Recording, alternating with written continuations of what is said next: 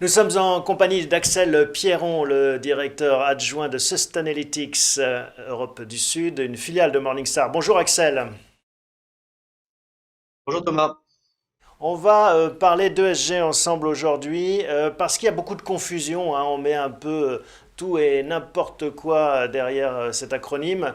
Comment est-ce que vous percevez cette confusion entre les investisseurs, les gérants et tout l'écosystème?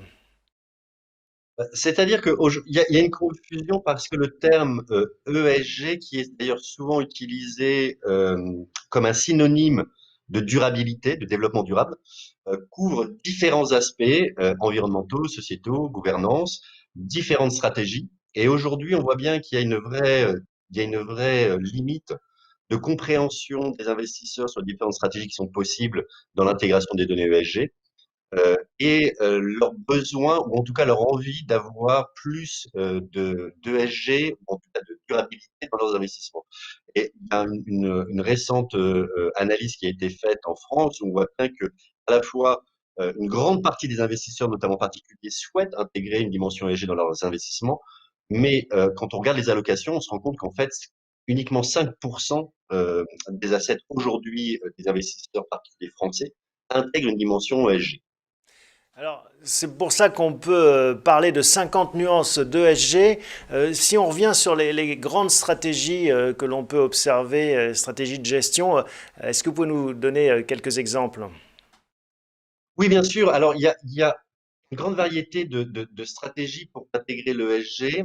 On peut partir, je dirais, de l'approche la plus basique, l'approche la plus ancienne historiquement, qui est l'exclusion, donc vraiment basé sur des valeurs. On peut décider d'exclure certains types ou certaines entreprises de son portefeuille, que ce soit lié à des conditions environnementales, par exemple décider que les énergies fossiles ne feront pas partie du portefeuille d'investissement. Donc, on va exclure toutes les entreprises qui ont un business model basé sur les énergies fossiles.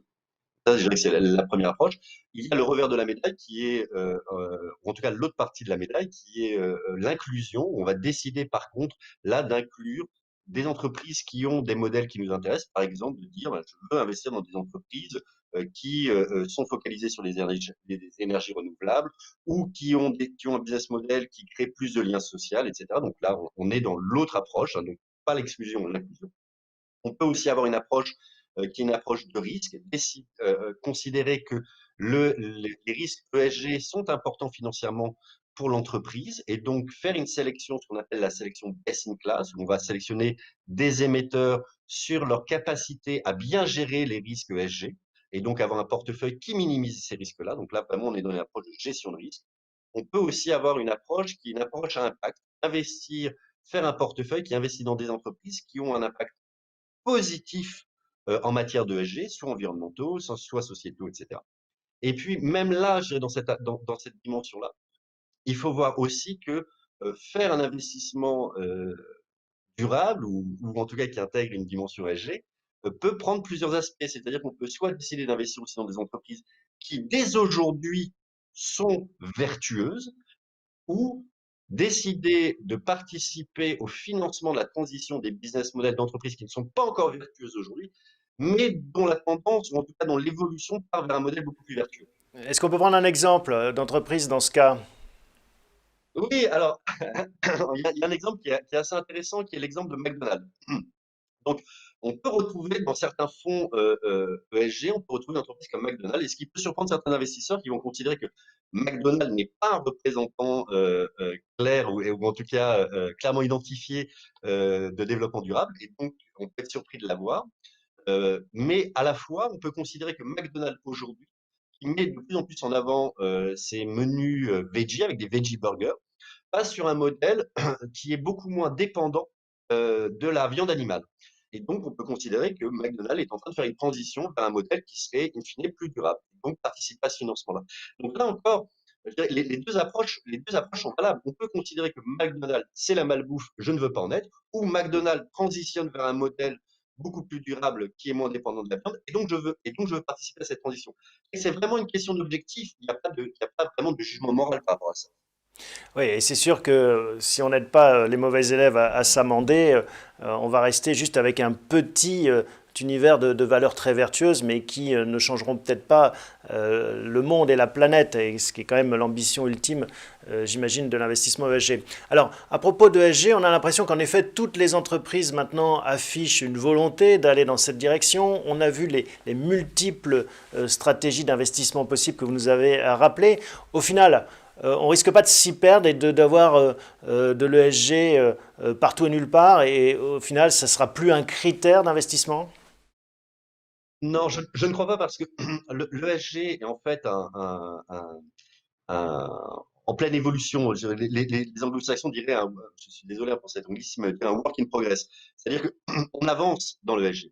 L'ESG n'est pas défini aujourd'hui et de manière immuable.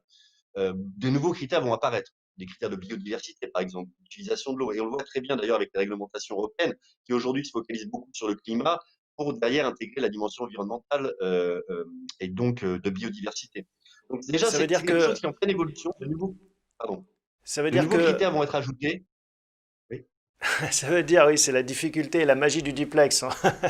tout à Euh, fait. Ça veut dire que l'Europe instille aussi une dimension ESG dans le KYC, le formulaire que l'on doit soumettre à ses investisseurs?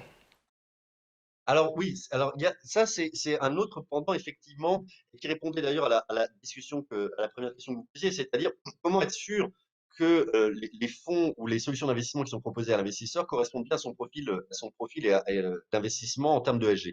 Et là-dessus, en tout cas, l'Europe a fait certaines avancées avec une volonté d'amender la réglementation MiFID II pour inclure le profil ESG de l'investisseur au moment de la sélection des fonds. De la même manière que MiFID intégrait le profil de risque de l'investisseur, aujourd'hui, on va aussi intégrer le profil ESG pour être sûr effectivement qu'on propose le fonds ou en tout cas la solution d'investissement qui correspond à votre objectif. Parce que comme nous le disions tout à l'heure, vous pouvez avoir différents types d'objectifs en matière de ESG. Merci beaucoup, Axel Piron, pour cet éclairage. Je rappelle que vous êtes directeur adjoint de Sustainalytics Europe du Sud. C'est une filiale de Morningstar. À bientôt.